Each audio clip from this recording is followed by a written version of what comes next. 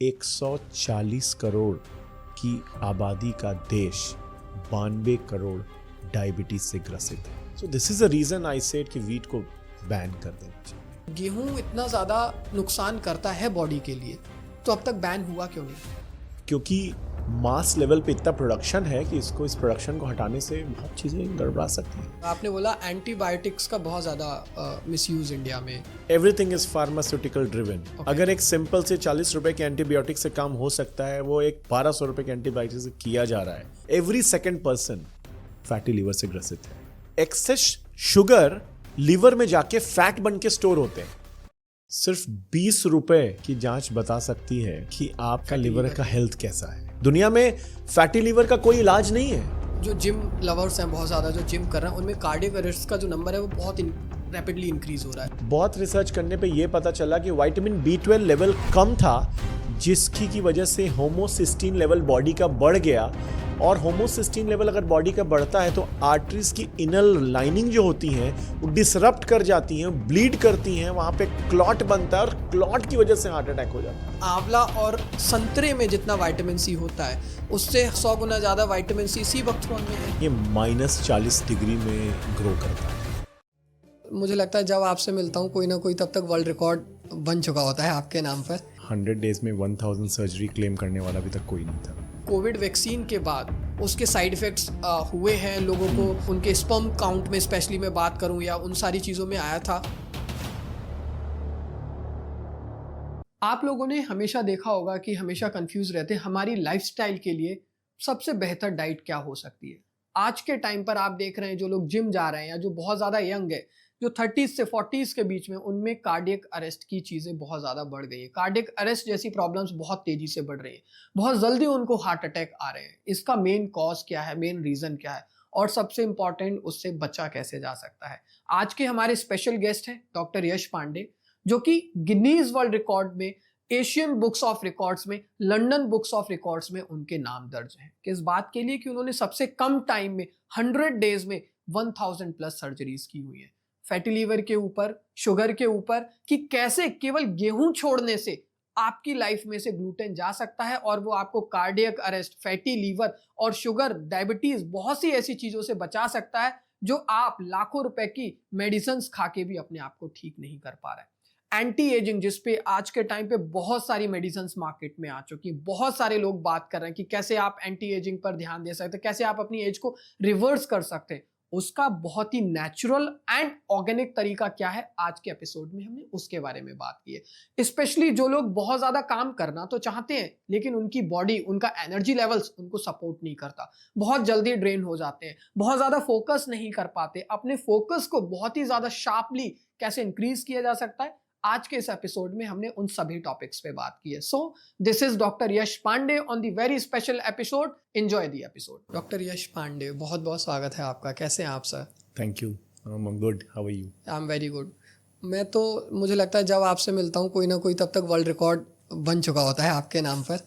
सो जब मैंने रिसर्च किया तो मुझे सबसे पहले टाइम्स ऑफ इंडिया का एक आर्टिकल मिला, तो मतलब इतने कम टाइम में आपने 100 दिन में 1000 से ज़्यादा सर्जरी। तो सर पहला थॉट मेरे दिमाग में ये आया उसको जब मैं पढ़ रहा था, प्लान्ड था मतलब कि मुझे डेली अपना शेड्यूल, वो कैसे पॉसिबल किया कॉन्स्टेंटली 100 दिन तक? सो पहला target was like Guinness world record. Okay. Surgery जल्दी करनी है। फिर इट हैपेंड कि कितना ज़्यादा करना है। ओके। सो ये कोई प्लान नहीं था। एक डेटा था, उस डेटा को मैंने London book of world record में डाला, Asian book of world record में डाला, और आई गॉट टू नो कि 100 डेज में 1000 सर्जरी क्लेम करने वाला अभी तक कोई नहीं था। So and it was registered. This is, बस हो गया, कुछ एक्स्ट्रा एफर्ट नहीं, कुछ ऐसा थॉट प्रोसेस नहीं। सर जो तो father of the laparoscopic surgery, मतलब आपने बताया कि उन्होंने सबसे कम टाइम में 9 मिनट 11 सेकंड में उन्होंने सर्जरी की थी, आपने उसको ब्रेक करके, unlikely it is in under 8 minute 31 seconds में किया था हमने। सर आपको पता था उससे पहले आपने प्लान करके कि नहीं मुझे इसको ब्रेक करना है? नहीं, बिल्कुल भी नहीं, ऐसा बिल्कुल नहीं हुआ था। It happened actually, you know what, practice can make you perfect at every level. और सर्जरी एक आर्ट है, सिर्फ खूबसूरत करने का तरीका होना चाहिए. एक बेस्ट सर्जरी तभी होती है जब इट इज़ अ ब्लडलेस. सो पहले इनिशियली लैप्रोस्कोपिक सर्जरी हुई, फिर आई वेंट मोर डीपर, फिर मैंने मिनिमल एक्सेस सर्जरी किया. लाइक पहले जो सर्जरी 4 सेंटीमीटर में थी, अब उसको 1.5 सेंटीमीटर में करने की कोशिश की, and it happened more beautifully, more aesthetically correct. फिर I encountered many young females who are yet to be married. उनको एक बीमारी हो गई, ठीक है, गॉल ब्लैडर में स्टोन हो गया, अपेंडिक्स हो गया, या लाइक एनी ओवरी में कुछ प्रॉब्लम हो गई, फाइब्रॉइड यूट्रस हो गया. सो उनकी एक प्रॉब्लम थी कि यार डॉक्टर साहब अगर सर्जरी होगी तो मेरे पेट पे स्कार मार्क आएगा, even if it is a 1 centimetre, even if it is a 5 mm आएगा. So I again worked on my skill, और मुझे लगा कि why not zero mark surgery. Like surgery के पहले फ़ोटो ले लो पेट की, और सर्जरी के बाद you can not, even I can not make out the surgery has been performed. So we entered through a natural orifice. मतलब कोई पर्सन देखकर ये नहीं बता सकता कि इस पेट की या यहाँ पर सर्जरी हुई है. Yes, can be done. सिर्फ एक 15 mm पोर्ट से, 15 और 20 mm पोर्ट से, अम्बिलिकल पोर्ट से हम लोग अगर सर्जरी परफॉर्म करते हैं और उसको ऐसे एस्थेटिकली रिपेयर कर देते हैं कि even I can not make it out कि यहाँ पे सर्जरी परफॉर्म हुई है. That is the best part for a person. ये एक मार्क इज़ वेरी मॉडल, और जिनको बहुत से इंडस्ट्री में, बॉलीवुड इंडस्ट्री में जाते हैं, they are very much into it कि पेट पे 0.5 mm का भी, आई मीन 5 mm का भी कोई मार्क ना हो, 0.5 सेंटीमीटर का मार्क ना हो, और ये बहुत एप्रीहेंशन का मैटर है उनके लिए. So this is the best part, that natural orifice के थ्रू हम लोग सर्जरी परफॉर्म करें, उसको एस्थेटिकली ऐसा डेवलप कर दें और ऐसी सर्जरी को कंप्लीट करें, सूचर मार्क ऐसा क्लियर रखें कि post surgery you can not make out कि सर्जरी हुई है and stone are out. If I talk about the gall bladder surgery, can be possible. Sir पहले कुछ लिमिटेड, मतलब इवन मैं स्पेशली बात करूं, इंडिया में बहुत सारे, even all over world wide बहुत सारे डॉक्टर्स हैं, राइट. उनके दिमाग में, जैसे आपने बोला कि लोगों ने जब इनपुट दिया क्यों ये ज़ीरो मार्क सर्जरी हम नहीं कर सकते, तो कहीं ना कहीं वो एक इनोवेटिव थॉट प्रोसेस था कि should I enhance my skill. नहीं कर सकते थे ऐसा कहीं नहीं है. वही मैं कह रहा हूँ, उन लोगों ने सोचा ही नहीं सोचा. अच्छा. But it's a matter of skill, it is a matter of practice, it is a matter of consistency. Right. और ये एक थॉट प्रोसेस आया, उस थॉट प्रोसेस के अगेंस्ट में एक वर्किंग हुई, वर्किंग से एक सल्यूशन दिखने लगा, सल्यूशन पे काम शुरू हुआ, काम शुरू के बाद कुछ पेशेंट्स पे एग्जीक्यूशन हुआ, एग्जीक्यूशन के बाद ब्यूटीफुल रिजल्ट आया, and now it is a boom. तो मतलब मुझे लगता है आज के टाइम पे अगर कोई भी बॉलीवुड सेलिब्रिटी, स्पेशली उनका तो या एंकर फेस का ही काम होता है या पूरी बॉडी का, they approached you, so like they can get it done in a very easily. Yes, why not? Actually, एक I cannot take the name on public profile, but ऐसा हुआ था. मैं वही पूछने वाला था कि अब तक मतलब इसके बाद किसी ने अप्रोच तो जरूर किया. Very prominent face I have operated. क्या बात है. And it was merely a gallbladder surgery. Okay. वो एक मतलब लीड मॉडल. Okay. और she wanted that कि ये एक प्रॉब्लम तो है, it has to be executed and eliminated from the body. Solution क्या है? I gave an option of zero mark surgery, ZMS. Okay. And trust me, I took 45 minutes to perform that. जो कि मुझे normal laparoscopy करने में 10 minute लगता है, 10 से 15 मिनट मैक्सिमम. और the gallbladder along with the stone has been removed beautifully without leaving any mark on the body. Now nobody can make कि she has been operated for a gallbladder, that too without mark.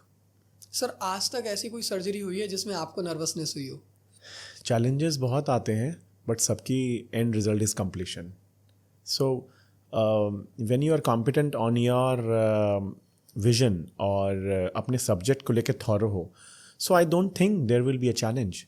और every damn case is a challenge.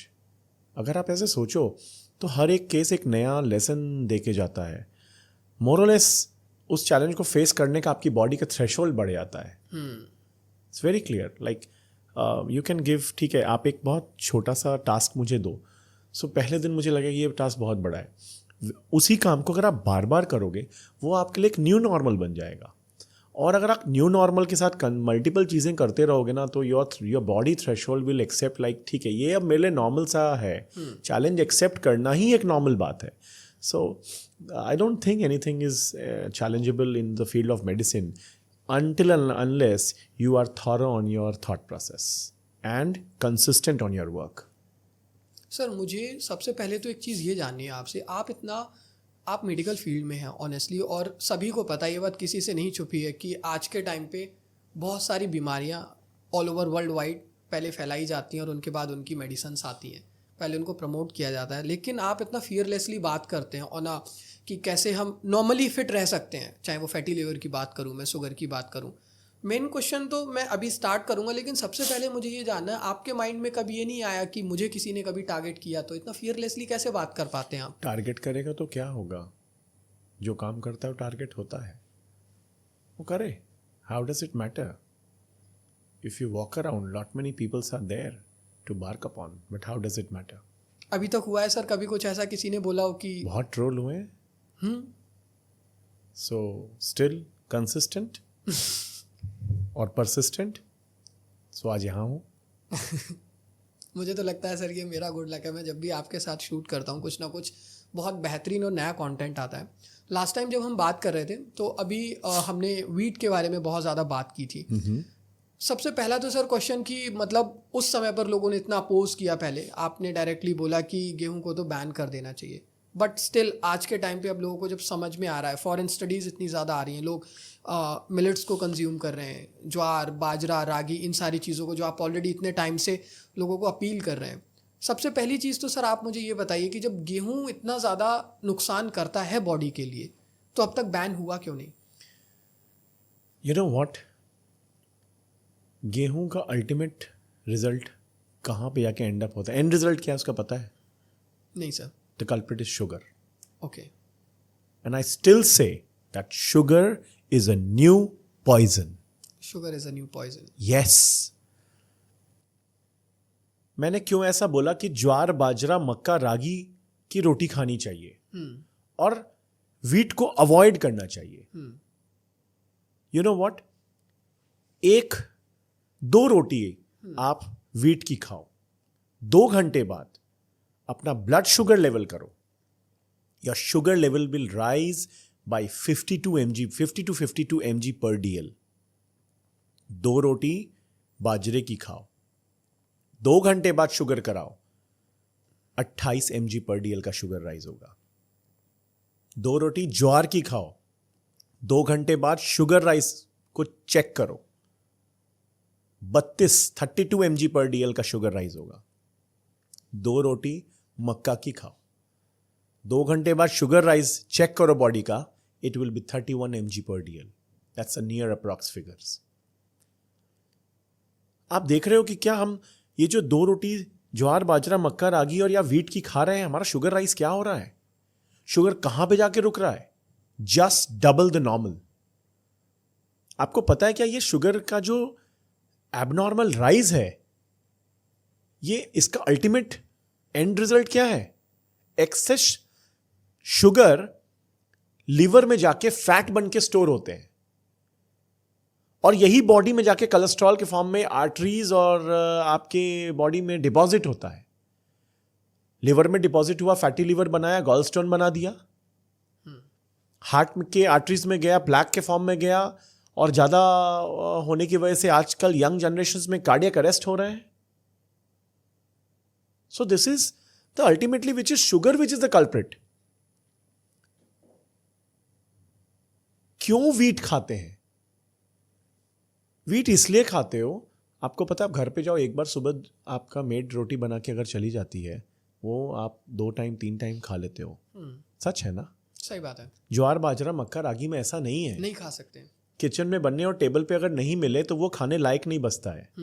Very difficult, not palatable. But इसका मतलब ये नहीं कि वो outdated है, नुकसान है। पुराने जमाने में, दादाजी के जमाने में अगर बात करो, उनके फोर फादर्स की बात करो, ये उनकी स्टेपल डाइट होती थी। आज ईज के लिए हम लोग खा रहे हैं विच इज हजाजत फॉर हेल्थ। ऐसा हजार्ड जो सिर्फ ईज के लिए खाया लिया जाए is not a practical thought. दूसरी बात, किसी और इन चारों मोटे अनाज में ग्लूटेन नहीं पाया जाता. ओके. Gluten. ज्वार, बाजरा, रागी, मक्का एंड मक्का. रागी, इसमें ग्लूटेन नहीं मिलता. ओके. अनलाइकली व्हीट में ग्लूटेन मिलता है. हम्म. मेरे पास ऐसे बहुत से पेशेंट्स आते हैं ये कहते हुए, सर मैं तो कुछ भी नहीं करता, I don't smoke, I don't take a tea, normal time पे खाना खाता हूं, सब कुछ नॉर्मल लाइफस्टाइल है, मेरी कोई बुरी आदत नहीं है, फिर भी गैस बना रहता है. ऑल रिपोर्ट्स नॉर्मल, सब कुछ नॉर्मल है, फिर भी ब्लॉटेड फील होता है, पेट भरा भरा लगता है, खाना पचता नहीं है, भूख लगती नहीं है. ये कॉमन कंप्लेन है आज के डेट में. सिर्फ एक बदलाव उनकी जिंदगी में मैंने देखा. मैंने एक व्हीट विड्रॉ करने को कहा. व्हीट विड्रॉ करने से ग्लूटेन एलर्जी जो सब ऑप्टिमल लेवल पे परसिस्ट उनके बॉडी में करती है, they are out of its own problem. So I don't say, देखो मुझे ग्लूटेन एलर्जी नहीं है, I take wheat so I don't have problem. But जिसको ग्लूटेन एलर्जी है ना, उसकी पूरी बॉडी में इन्फ्लामेशन एक लेवल पे बढ़ जाता है. So gluten allergy can cause inflammation in the entire body. ये बहुत बड़ी बात है, एक अंडर नोटिस्ड सर्कमस्टांसेस है. This is what I want to say कि भाई व्हीट इस तरीके से दिक्कत में है. 140 करोड़ की आबादी का देश 92 करोड़ डायबिटीज से ग्रसित है. और ये बहुत बड़ा नंबर है sir. This is the fact. मतलब मोर देन दैट 50% से भी ज़्यादा हमारी पूरी ऑल ओवर इंडिया की पॉपुलेशन में 50% से ज़्यादा लोग डायबिटीज. ऐसे फ्रूट्स या ऐसे हमारे फूड को डिसरिगार्ड करना चाहिए जो कि हमारे डायबिटीज को प्रोन करे. So this is the reason I said कि व्हीट को बैन कर देना चाहिए. मुझे लगता सर, मैं रिसर्च पढ़ रहा था 16th सेंचुरी की, जब मैंने देखा कि जब अंग्रेज यहाँ पर हमारे यहाँ पर आना स्टार्ट हुए, एक आर्टिकल था उसमें था कि इंडिया से ज़्यादा masculine and normally fit farmers and all उन्हें पूरे वर्ल्ड में कहीं नहीं देखने को मिले. उस टाइम पर हमारे यहाँ वीट वगैरह इतना ज़्यादा नहीं होता था, नॉर्मल जो 16th सेंचुरी के टाइम पर थी.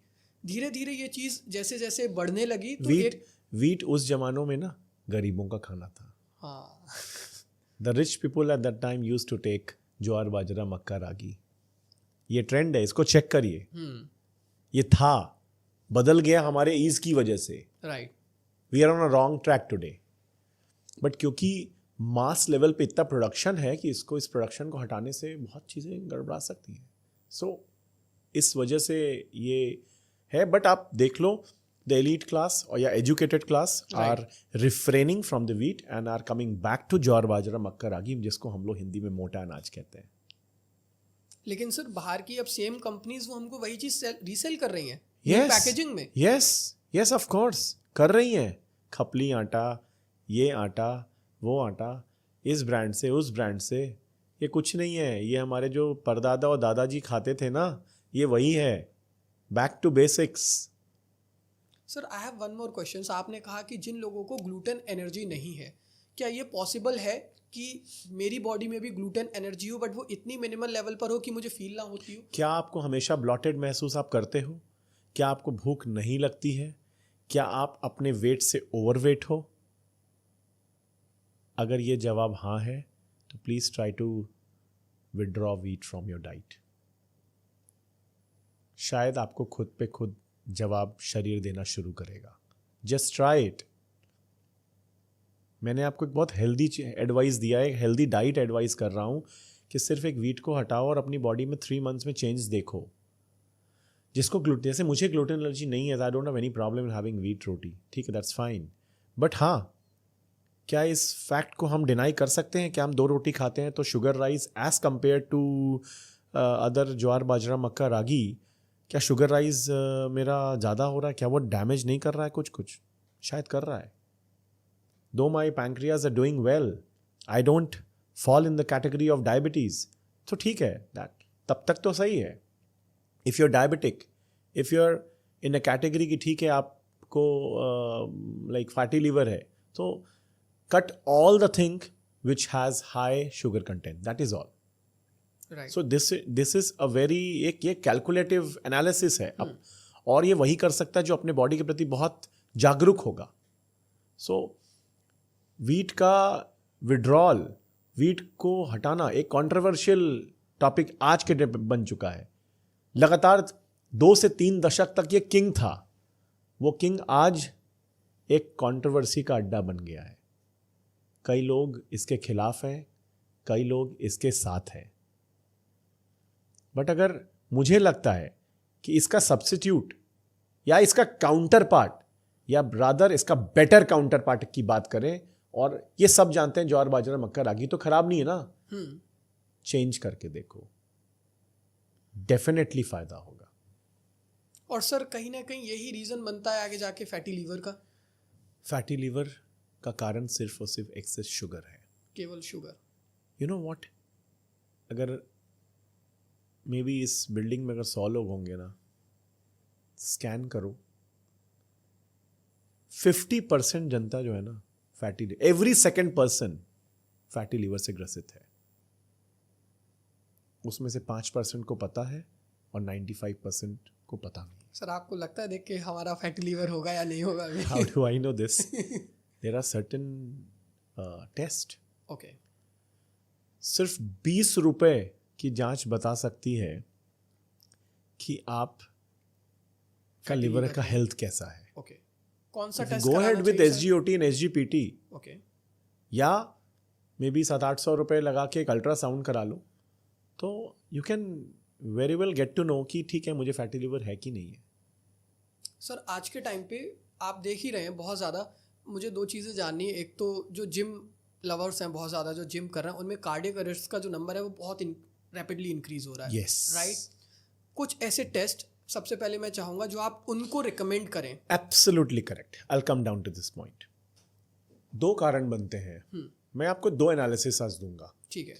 एक, जिसको फैटी लीवर है ना, वैसे पेशेंट का अगर लिपिड प्रोफाइल आप चेक कराओ, मोस्टली गड़बड़ आने वाला है. आई मीन ट्राइग्लिसराइड बढ़ा रहेगा, कोलेस्ट्रॉल बढ़ा रहेगा. हम लोग एक प्रेडिक्शन करते हैं जिसका SGOT और SGPT बढ़ा हुआ है, वैसे पेशेंट को विद इन 10 ईयर्स अगर वो करेक्टिव मेजर्स टाइमली नहीं लेता है तो उसको हार्ट अटैक की संभावना बहुत बढ़ गई है. ठीक. रीजन फॉर दैट इज कि वो एक्स्ट्रा शुगर फैट में कन्वर्ट हो जाता है, फैट लिवर में स्टोर करता है. लिवर में स्टोर करता है तो क्या होता है, सेल्स के अराउंड फैट और आ जाता है, इंसुलिन रेजिस्टेंस डेवलप कर जाता है. डायबिटिक में पेशेंट का डायबिटीज होकर डायबिटिक पेशेंट डिक्लेयर हो जाता है. एक्स्ट्रा फैट क्या करता है, इस आर्टरीज में, हार्ट की आर्टरीज में या बॉडी के वेसल्स में डिपॉजिट होना शुरू हो जाता है. जैसे ही डिपॉजिट होता है आर्टरीज हार्डेंड होती हैं, फर्दर प्लैक फॉर्म होता है और सडन ब्लॉक करके हार्ट अटैक हो जाता है. This is the basic fundamental theory. तो एक तो SGOT और SGPT बहुत अर्ली मार्कर्स हैं कि 10 साल बाद तुमको दिक्कत होनी, आज सुधर जाओ नहीं तो दिक्कत आनी तय है. दूसरा, लिपोप्रोटीन A और एपोप्रोटीन B, ये भी एक लिपिड प्रोफाइल मार्कर्स हैं. इसको बॉडी से कराने से ये पता नियर फ्यूचर में आपको कार्डियक अरेस्ट होने की संभावना कितनी है. अगर ये बढ़ा है तो दैट इज एन अलार्म. मुझे लगता है कि बढ़ा है तो इमीडिएट लेवल पे city coronary angiography, it is the only and very easy diagnostic tool जो कि बता सकता है कि आपकी हार्ट की आर्टरीज में कितना ब्लॉकेजेस है, ब्लॉकेजेस है या नहीं है. नहीं है. हम लोग डरते हैं ना, एंजियोग्राफी कराने जाएंगे, एंजियोप्लास्टी कराना पड़ेगा अगर ब्लॉकेज होगा तो.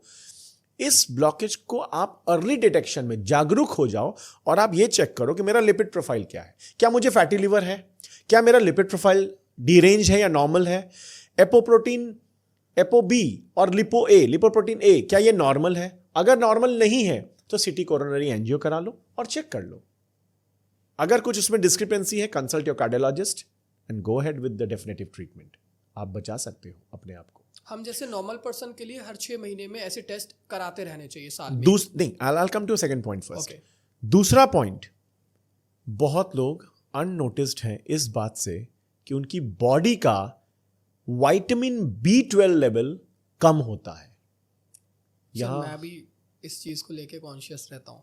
I'll tell you one thing very clear. एक तो कॉम्पोनेंट हार्ट का क्या प्रॉब्लम होता है कि हमारा लिपिड प्रोफाइल बढ़ गया, प्लैक्स बढ़ गए और हार्ट अटैक हो गया. मैंने ऐसे पेशेंट्स देखे हैं जो कार्डियक अरेस्ट हुआ है, उनको कोई भी लिपिड डिरेंजमेंट डिसऑर्डर नहीं है, फैटी लीवर नहीं है, यंग एज है और हार्ट अटैक हुआ है. You know why? बहुत रिसर्च करने पे ये पता चला कि विटामिन B12 लेवल कम था, जिसकी की वजह से होमोसिस्टीन लेवल बॉडी का बढ़ गया. और होमोसिस्टीन लेवल अगर बॉडी का बढ़ता है तो आर्टरीज की इनर लाइनिंग जो होती हैं वो डिसरप्ट कर जाती हैं, ब्लीड करती हैं, वहां पे क्लॉट बनता है और क्लॉट की वजह से हार्ट अटैक हो जाता है. Other dimension of cardiac arrest. So it is very important कि लिपिड का एनालिसिस अपनी बॉडी का कराते रहना चाहिए और विटामिन B12 लेवल बॉडी का भी मेंटेन रखना चाहिए, जिसकी वजह से inner lining of the arteries disrupt ना हो और क्लॉट, उसकी वजह से ब्लीडिंग डिसऑर्डर ना हो, क्लॉट ना बने और कार्डियक अरेस्ट से बच सके. This is the thought process. Sir कितने गैप पर हमें ये टेस्ट कराते रहना चाहिए? Go ahead with 1 year. 1 year sufficient. एक साल में एक बार तो अपने आप को विटामिन B12 लेवल और LFT और अपना लिवर का हेल्थ चेक करो लिपिड प्रोफाइल के साथ. अगर ये चीज़ 4 चीज़ कंट्रोल्ड है, 4 चीज़ सिचुएशन अलाइंड है, तो मुझे नहीं लगता कि ये जो आजकल सुनने में आपको भी आता होगा कि 30 से 40s के बीच में cardiac arrest is a trend now. So ये वर्क ऑन दिस थॉट, इस पूरे एनालिसिस, इस पूरे प्रोसेस में घुसो और देखो, इसको करेक्टिव मेजर्स में रखो, सही रखो. I hope we will not land up into such a new normal trend जो आज बना पड़ा है. सर एक और क्वेश्चन है. मुझे याद है मेरे ग्रैंडफादर को जब पहली बार 2019 में हार्ट अटैक हुआ, जब हमने चेक कराया उनकी हार्ट की वर्किंग परसेंटेज आई थिंक 19 या 20% रह गई थी. You are talking about the ejection fraction, right? उसके बाद भी सर मतलब 2 इयर्स तक कंटिन्यू वो चला, ट्रीटमेंट चला, बट हम हॉस्पिटल गए, डॉक्टर्स ने. आज के टाइम पर मैं देख रहा हूँ किसी को कार्डियक अरेस्ट, वो हॉस्पिटल भी नहीं पहुंच पा रहा है और उससे पहले ही वो तो बात सही है. रीजन उसका क्यों बढ़ रहा है? पैसा और हेल्थ, पैसा और डॉक्टर्स अगर इसको रोक पाते, उसका एक अपना स्टैंडर्ड टाइम है, तो क्या डॉक्टर्स मरते? पैसे वाले मरते? नहीं.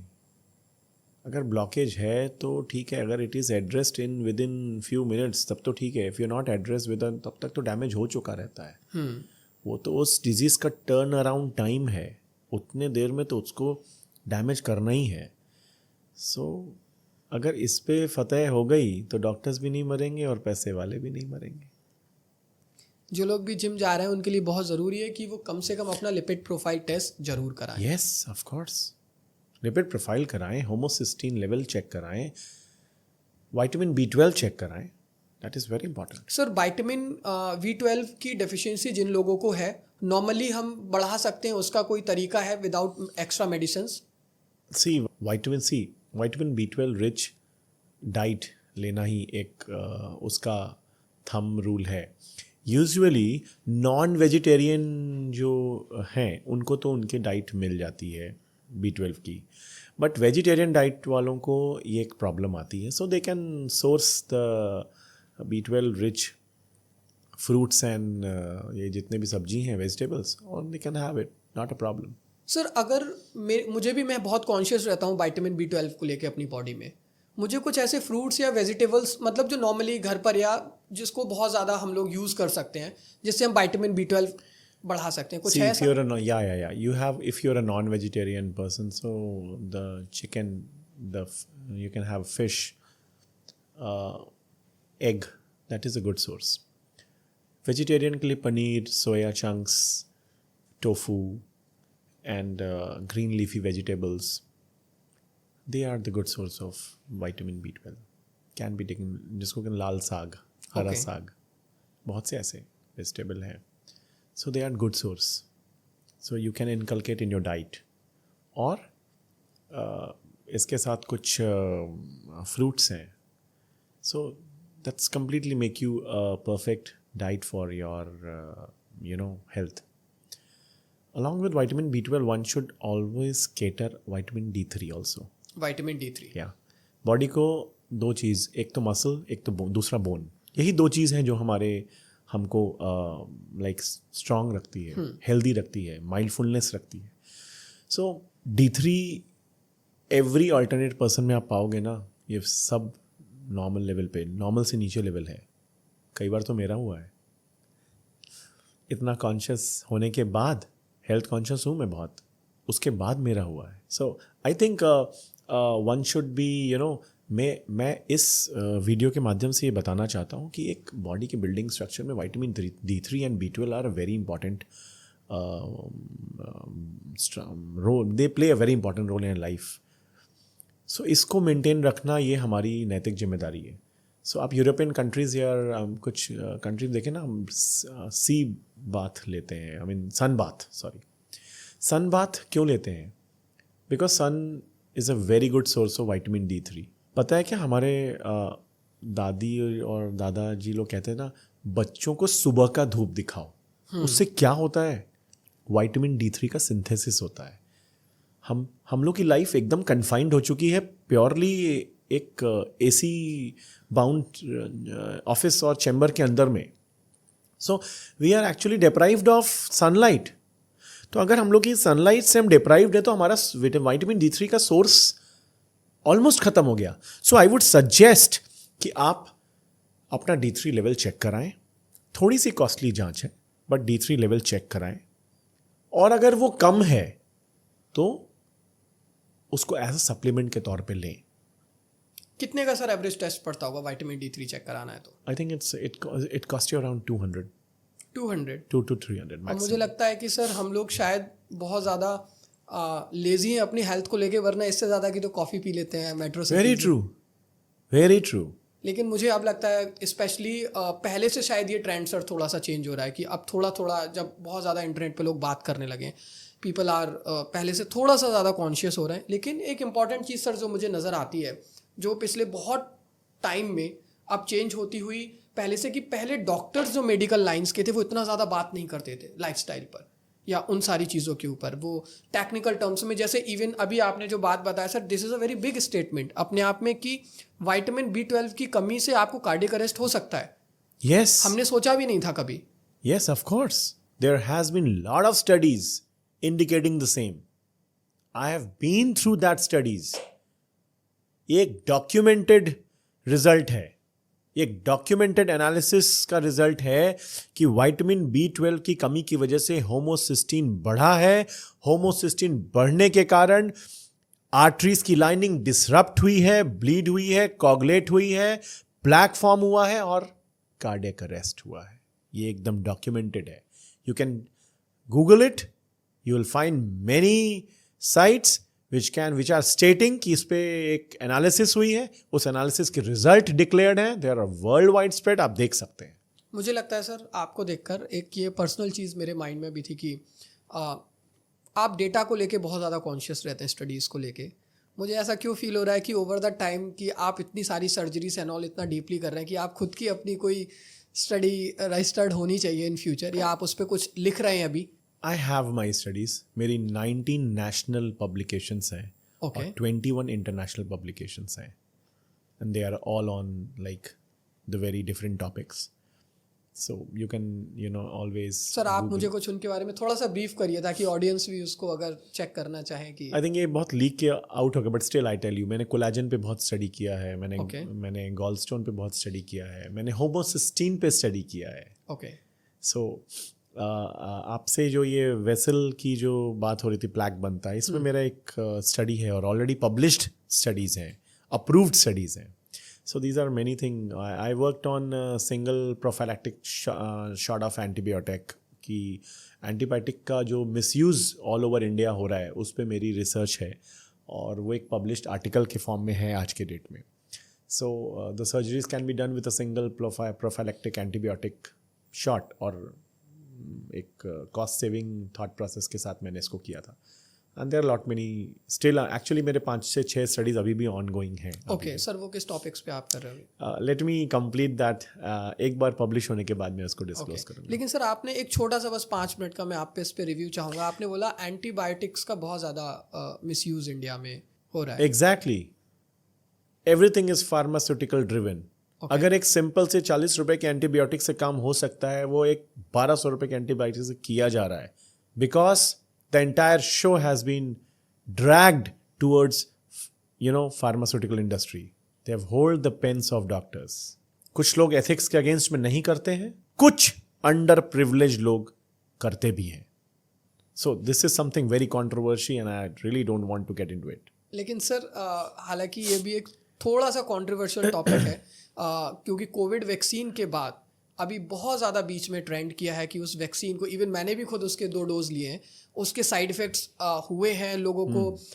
उनके स्पर्म काउंट में स्पेशली मैं बात करूं या उन सारी चीज़ों में आया था बहुत ज़्यादा मार्केट में, एंड उसके हार्ट अटैक्स में भी बहुत ज़्यादा रोल है. It is true? या I have a certain thought on this question.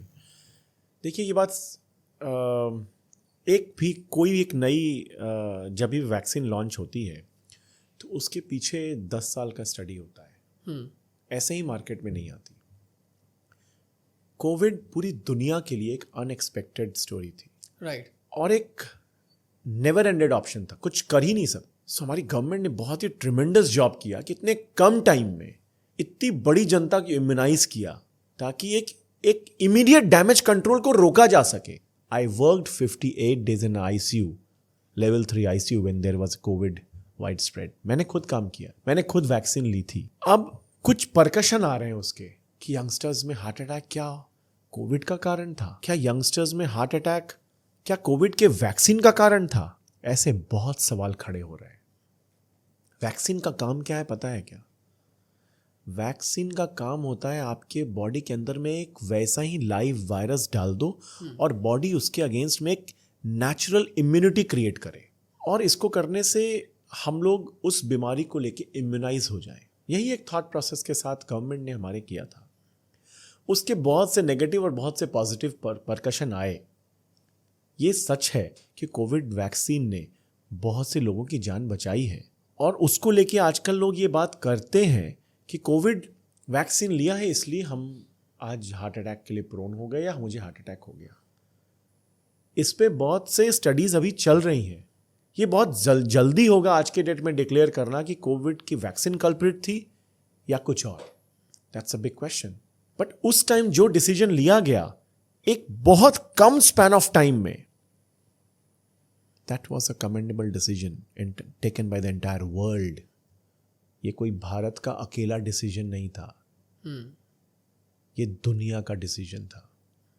Even sir अभी जब हम कार्डियक अरेस्ट की बात करते हैं, मतलब इवन जब हम हार्ट अटैक्स की बात करते हैं, तो जब हम रिसर्च में जाते हैं अब तो बहुत सारे ऑप्शंस अवेलेबल हैं. जैसे हमारे अभी इवन हम जब आपसे बात कर रहे थे बिहाइंड द सीन्स, आपने बोला कि अमरूद को तो इतना ज़्यादा गुआवा को अंडररेट किया गया है कि उसमें इतनी अच्छी क्वांटिटी में विटामिन सी होता है जो हमारे लिए कितना ज़्यादा हेल्पफुल है.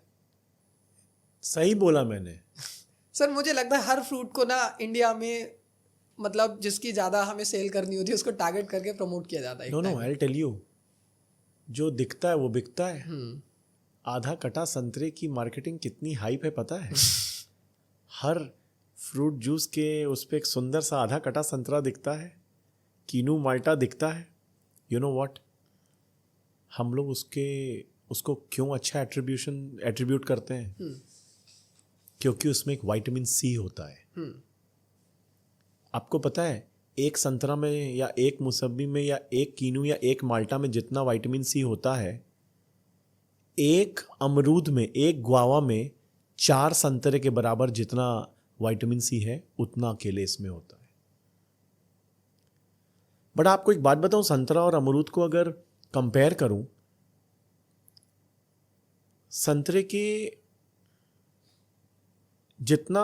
में जितना शुगर होता है ना, उससे कहीं ज्यादा कम शुगर अमरूद में होता है. So it is always better. एक तो शुगर कम और विटामिन सी ज़्यादा. विटामिन सी एक बहुत बड़ा रोल प्ले करता है हार्ट के लिए. एक बहुत स्टडी थी बट वो दब गई स्टडी, अदरवाइज स्टैटिन की इंडस्ट्री हिल जाती. स्टैटिन एक अगेन रोजुवास्टैटिन, एटोरवास्टैटिन एक ड्रग है जिसकी वजह से हमारा कोलेस्ट्रॉल कम करने के लिए वो खाई जाती है. High quantity of vitamin C in body dissolves the plaque, dissolves the cholesterol, dissolves the triglyceride. अगर हम नेचुरल फॉर्म में 2 अमरूद रोज खाएं, ये कहीं ज़्यादा अच्छा है दवा खाने से. और that is a cardio protective as well. ये 2 अमरूद रोज खाना आपका हार्ट अटैक भी बचाएगा और एंटी एजिंग में भी हेल्प करेगा. बिल्कुल, विटामिन सी अगेन. लेकिन ये बात भी सर क्या बिल्कुल सही है कि मैं पढ़ रहा था कि आंवला और संतरे में जितना विटामिन सी होता है उससे 100 गुना 100 गुना ज़्यादा विटामिन सी सी बकथॉर्न में है. Yes, the new trend, sea buckthorn.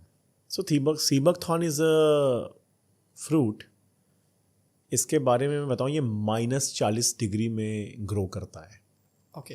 ये एक ऐसा इकलौता फल है जो कि रशियन स्पेस एजेंसी इसको स्पेस में भेजती है अपने एस्ट्रोनॉट्स के साथ. Sea buckthorn. Yes. You know what, 100x ज्यादा पावरफुल एंटीऑक्सीडेंट और vitamins, omega 3, omega 6, omega 9 and the most rare omega that is omega 7, ये नेचुरल फॉर्म में पाया जाता है. Essential minerals like iron, calcium, magnesium, vitamin A, B, C, E, के abundance में पाया जाता है. विटामिन के ब्लीडिंग डायस्थेसिस के लिए एक की रोल काम करता है. Vitamin A, the world knows, beauty vitamin. Bollywood industry vitamin E के इर्द गिर्द है. विटामिन ई का सीरम लगाना है, विटामिन ई का ये करना है, विटामिन ई का कैप्सूल लेना है. Vitamin E again the very very good thing for NASH, that is non-alcoholic steatohepatitis, that is fatty liver again. दुनिया में फैटी लीवर का कोई इलाज नहीं है. कोई नहीं, कोई दवा आज तक नहीं बताई है. कोई एक डॉक्टर डॉक्यूमेंट नहीं कर सकता कि फैटी लीवर के लिए ये गोली ले लो, खा लो, बिल्कुल ठीक हो जाएगा. सिर्फ एक विटामिन ई और ब्लैक कॉफी विदाउट शुगर, यही 2 नेचुरल चीज है लिवर को ठीक करने के लिए और weight loss. And talk about sea buckthorn, इससे ज्यादा पावरफुल एंटीऑक्सीडेंट है ही नहीं for heart health. It dissolves the cholesterol, it dissolves the plaque, healthy heart के लिए रिस्पॉन्सिबल है. स्किन में इनर लाइनिंग और ऑक्सीडेटिव स्ट्रेस को कम करता है. विटामिन सी हार्ट के लिए बहुत फायदा है. ओमेगा 7 फैटी एसिड अल्टीमेट है स्किन के लिए. Omega 3, 6, 9 they work wonders for health. पर एक प्रॉब्लम है उसके साथ, बहुत कड़वा है वो. हाँ. So I found a very good derivative. मैंने कहा यार मैं अपनी बात को कैसे कंट्रोवर्सी करूं, मीठा कैसे करूं इसको. तो मैं शुगर के साथ तो लेना नहीं था यार, because I myself till I am alive I will say sugar is a new poison. It was a poison, it is a poison, it will remain as a poison. Sugar कैसे इसमें add करूं मीठा करने के लिए. सो मैंने क्या किया कि नेचुरल हनी बी लिया, the crystalline honey bee, natural Honey, उसको 1 चम्मच मिक्स किया और that was like very it taste very good. 1 दिन में 2 चम्मच 1 गिलास पानी में सी बकथॉर्न डाल के आप पियो, आपकी एनर्जी लेवल दिन भर की हाई रहेगी. I am a workaholic. I start my work at 6:30 a.m. in the morning and end at around 11 or 12 at night. So that's 18 hours a job. Energy level जो 6 बजे है ना, वो रात को 10 बजे भी वही मेंटेन रहेगी. So that is sea buckthorn. Can you imagine कि कितने लेवल का रिसर्च हुआ होगा रशियन स्पेस एजेंसी को, एस्ट्रोनॉट्स को ये फ्रूट भेजने के लिए. You know what, they have declared this fruit under super fruit category. C buckthorn. Yes. And इसकी सबसे ज्यादा क्वांटिटी होता भी इंडिया में ही है, Ladakh -40 degree. -40 degree. So and very easy यार, मॉर्निंग में आओ, एक ब्रेकफास्ट करो, ब्रेकफास्ट के बाद 2 चम्मच सीबकथॉर्न पानी में घोलो, हनी डालो, पी जाओ, वेरी गुड टेस्ट। लेकिन सर ऐसा क्यों बोला जाता है कि जो प्रेग्नेंट लेडीज हैं, जब मैं ये मतलब रिसर्च कर रहा था इसके बारे में, इंटरनेट पे पढ़ रहा था, उनको विदाउट डॉक्टर कंसल्टेशन क्या वो कंज्यूम कर सकती हैं? प्रेग्नेंट लेडीज हैज उनके लिए ना ड्रग बहुत सी चीज़ें कंस्ट्रेंट है, यही नहीं बहुत सी चीज़ें कंस्ट्रेंट है। लाइक एंटीबायोटिक की पॉलिसी है, उनको मल्टीपल भाई बेबी का इफेक्ट क्या होगा, so that is a part of thing which has yet to be evaluated, और मुझे उस पर और एनालिसिस करना पड़ेगा। एक्चुअली मेरा एक रिसर्च चल रहा है सीबकथॉर्न पे, I think I will be able to finish within a month और सो, और मैं इसको पब्लिश करना हो, ये 3 महीने से मैं इस पर स्टडी कर रहा हूँ और पब्लिश कर रहा हूँ, बट जो अभी तक फैक्ट्स और फिगर्स है that is wonders, wonders I am telling. Sir अगर आपको 5 ऐसे कोई सुपर फूड्स या सुपर फ्रूट्स बताने हो जो हमें लेने ही चाहिए, I would suggest guava number 1. The next come apple. Further it is papaya. All the berries, blueberries, cranberries, sea buckthorn, raspberry. The berries are wonders. They look beautiful. They are healthy. And you can have some like melons and all. Okay क्या sea buckthorn sir सच में महंगा है? बहुत ज़्यादा लोग इस वजह से कंज्यूम नहीं करते हैं, इसकी मार्केटिंग इतनी ज़्यादा नहीं की गई है इसलिए? नहीं महंगा क्या यार, 10 रुपये 20 रुपये पर डे आपकी कॉस्टिंग आएगी, बस उतने की तो लोग एक सिगरेट फूंक देते हैं। ज़्यादा की सर, वो महंगी पड़ती है। जो पीते हैं उनका 10-20 से क्या होगा सर, वो फिर एक थोड़ी ना पियेंगे पूरा दिन में। So it is like that. So I think we should concentrate कि हमें अपने लाइफस्टाइल को बहुत हेल्दी रखना एक इम्पॉर्टेंट एस्पेक्ट है। सर आप इनको अगेन फिर वही चीज़ सुपर फ्रूट्स क्यों बोल रहे हैं अगेन? इसमें मतलब हमारी लाइफ के लिए और भी बहुत सारी पर्पस चीज़ें क्या हैं। है? शुगर ना बढ़े, सारे विटामिन्स और मिनरल्स और जितने भी ओमेगा 3, 6, 9, 7 फैटी एसिड्स हैं, जितने भी एंटीऑक्सीडेंट हैं, वो इंक्लूड हो जाए और हमारे बॉडी को नुकसान नहीं पहुंचाए। आप क्या ही चाहते हो? आपको क्या ही वो फ़ायदा दे सकता है? बस यही कि आपको जो मिलना चाहिए वो दे रहा है, आपको नुकसान वाले पदार्थ उसमें नहीं। So if they are into the category of super fruit. लेकिन सर ओमेगा 7 हमारी बॉडी के लिए इतना इम्पोर्टेंट क्यों है और वो इतना रेयर क्यों है? इट्स अ पावरफुल एंटीऑक्सीडेंट, और रेयर इसलिए है क्योंकि ये एकमात्र फल है जिसके अंदर ये पाया जाता है, सीबकथॉर्न के अंदर। और उसका काम ही होता है स्किन की लाइनिंग को रिपेयर करना। ये फाइन लाइंस जो आती हैं, Yes. ओमेगा 7 का काम। 1 महीना पीना, ये रिंकल्स है ना तुम्हारे चेहरे पे, ये चले जाएंगे। अभी So that has to be there. You will feel the change. Okay. You yourself, होता है ना कि हम अपने अंदर बदलाव नहीं देख पाते हैं, जल्दी असेस नहीं कर पाते। कोई बहुत दिन बाद हमसे मिलता है तो वो मुझे असेस कर पाता है, बट आप खुद अपने बदलाव महसूस करोगे, अपनी एनर्जी में, अपने लुक्स में, अपने पूरे बॉडी के स्ट्रेस पे। ये ऑक्सीडेटिव स्ट्रेस को, बॉडी के स्ट्रेस को कम करता है। ठीक है। आपको एकदम लाइट महसूस करता है कि ठीक है मैं बहुत कंफर्टेबल हूँ। हम स्ट्रेस होते हैं तो हम पैनिक हो जाते हैं। पैनिक होते हैं तो क्या होता है, हमारे बहुत से काम गलत होना शुरू हो जाते हैं। एंजाइटी भी इसी का पार्ट है। Yes. एंजाइटी और डिप्रेशन को कम करता है, हार्ट हेल्थ को बेहतर करता है, स्किन को बेहतर करता है, अटेंशन को बहुत फोकस करता है, एनर्जी लेवल मेंटेन करता है। What else you want man? Sir हमारा लास्ट टाइम बच्चे, इवन मैं देख रहा था, बहुत से लोग हैं आपसे जो जानना चाहते हैं, जो प्रिपेयर कर रहे हैं कि मतलब मुझे लगता है कि NEET is one of the toughest exam in India to crack that, and उनका बहुत से बच्चे, बहुत उन्हें लगता है वो होशियार हैं, प्रोडक्टिव हैं, बट उनका फोकस नहीं हो पा रहा है, वो कॉन्स्टेंटली बैठ के पढ़ नहीं पा रहे हैं। सी यार, इफ़ यू आर कंसिस्टेंट, मैंने उस समय भी यही कहा था, आज फिर कह रहा हूँ, किसी भी फील्ड ऑफ लाइफ में, किसी भी, क्या हो सकता है कि 1 बार हार सकते हो, 2 बार हार सकते हो। वॉरेन बफे ना 60 बार हारा था। रिटायरमेंट की एज पे उसने बिलियंस ऑफ डॉलर्स का एम्पायर खड़ा किया। So it was the result of consistency and persistency. So NEET is one of the very small aspect. If you are consistent, if you are persistent, anything is possible. Sir मैं चाहता हूँ constantly कि मैं work करूँ, जैसे like मैं देखता ही हूँ, आपको बताने की ज़रूरत भी नहीं कि आप कितना वर्कोहॉलिक है। इवन जब भी आप दिल्ली आते हैं आपके कांस्टेंट शेड्यूल वेरी बिजी रहता है, लेकिन मेरी बॉडी उतना सपोर्ट नहीं कर पाती कि मेरी वो एनर्जी लेवल मेंटेन्स रहे। इसी तरीके से जो बच्चे पढ़ रहे हैं या जो वर्क पे जा रहे हैं, उन्हें ऐसा क्या करना चाहिए कि उनका फोकस बहुत ही ज़्यादा शार्प रहे और वो मेंटेन रहे? हम लोग को ना ये चेक करना चाहिए कि भाई हमारी बॉडी का V12 लेवल जो हमारी मसल बिल्डिंग के लिए कौन स्ट्रेंथ देता है, मसल, राइट, बोन्स और स्ट्रेस कम रहे। ये तीन का इक्विलिब्रियम मेंटेन करने के लिए एंटीऑक्सीडेंट्स लेने चाहिए। मैं ये नहीं कह रहा इसकी दवा खाओ, मैं कह रहा हूं antioxidant rich vegetables and fruits खाओ।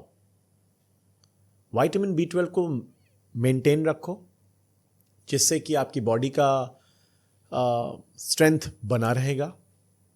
कैल्शियम और कोलेकैल्सिफेरॉल लेवल को मेंटेन रखो जिससे कि you will again have a good strength. और फिर स्ट्रेस को कम करने के लिए एंटीऑक्सीडेंट रिच फ्रूट्स लो।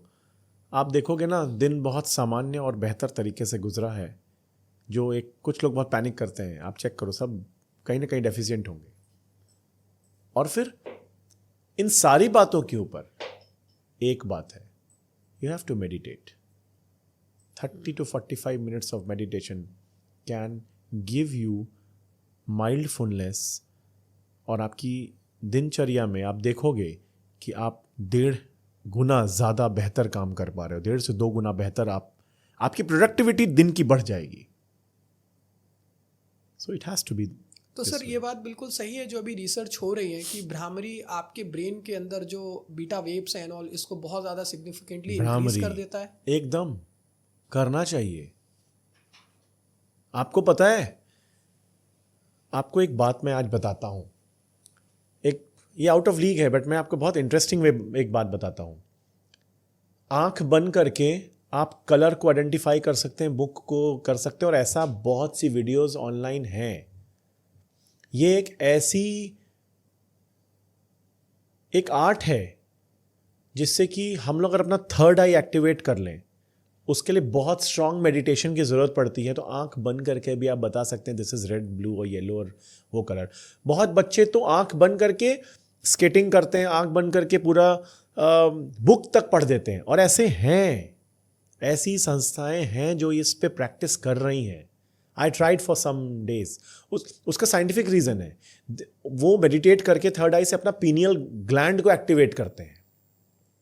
और एक होता है ना इंट्यूशन, सिक्स सेंस, ये पूरी दुनिया उसी पे इर्द गिर्द रोटेट कर रही है, पूरी दुनिया उसके इर्द गिर्द रोटेट कर रही है। और भ्रामरी करना या किसी भी तरह का कोई योगा और इस तरह का प्रयोग करना एक साइंटिफिक थॉट प्रोसेस है और ये सच है।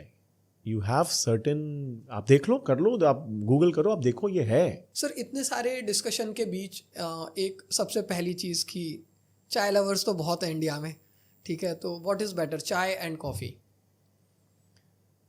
T is addictive. ये एक इनविटेशन है। बहुत ज़्यादा चाय पीना गैस्ट्राइटिस का, ओके, ब्लॉटिंग का।